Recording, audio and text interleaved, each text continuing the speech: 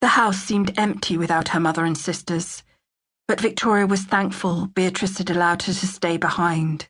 Her mother had given Mr. McKinloch a stack of letters to post, but Victoria had intercepted the letter meant for Cousin Pauline.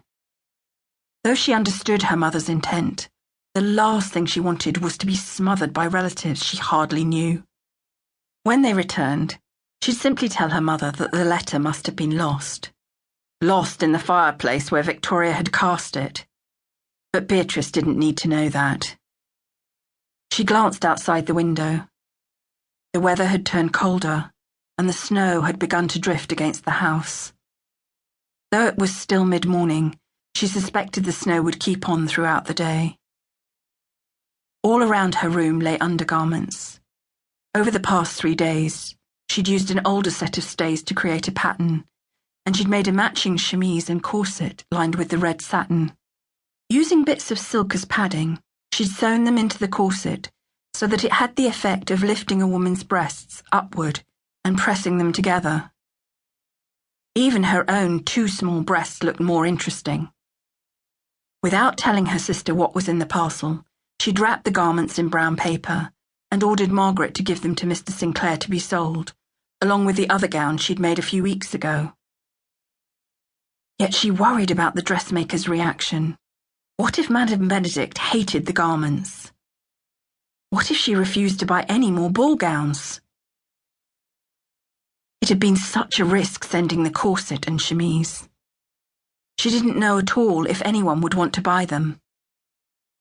Women were supposed to wear chaste, plain undergarments, certainly not crimson satin that moulded to their bodies and emphasized their breasts. But it was too late now to take back her impulsive decision.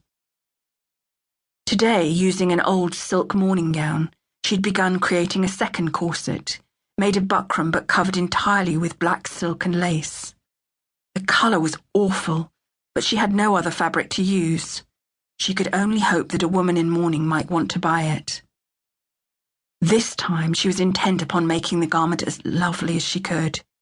It was one of the most difficult challenges she'd ever attempted. Not only constructing a second corset, but somehow finding a way to make the dark colour beautiful. Even if it came to nothing, she welcomed the work. Perhaps it would bring in additional money for their family. Although her mother was trying to find wealthy husbands for her sisters, Victoria was practical enough to understand that rich men didn't usually marry women without respectable dowries. They would want heiresses to add to the family fortunes. And even if Margaret and Juliet married, there were still the financial problems their family had inherited upon the death of their uncle last year. What they needed was money, and a great deal of it. Since she wasn't likely to ever find a husband, Victoria intended to make the most of her sewing talent. Someone had to take care of her mother, now that father was off fighting in Spain. A painful knot tightened within her at the thought of him never returning. But war was a capricious master, one who could sever lives with a single bullet. If the worst happened and her father died, she could help her family survive with the profits from her garments. The sudden thought of living within these 4 walls for the rest of her life made her heart clench. Always alone, with no man to ever see beyond her crippling shyness. You should have gone with them, her conscience taunted. You should have tried to face your fears. Her family cared about her. They'd wanted her to come with them, to enjoy the holidays with Aunt Charlotte and their cousins. What harm was there in that? But now it was too late, and she would spend Christmas alone. Victoria cleaned up the remaining scraps of fabric, saving them in the trunk for future bits of trim. As she worked, she wondered when they would arrive in London. Her mother had promised to write letters with all the news about the parties the girls attended, and accounts of any young men who showed interest in courting them. Perhaps Margaret and Juliet could stay with Aunt Charlotte through the spring and have their first season. She would miss them terribly, even if her mother and Amelia returned early.